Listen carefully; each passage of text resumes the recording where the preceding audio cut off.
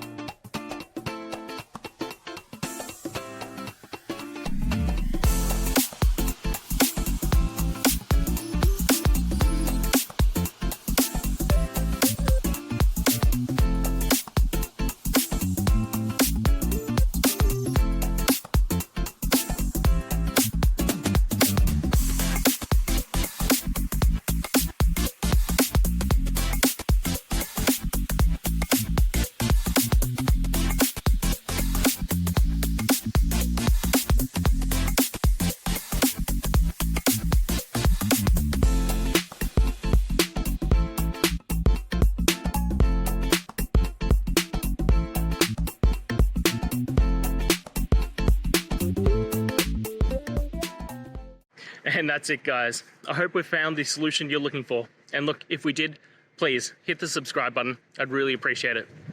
And until the next time you need technical help, I hope you have a good one.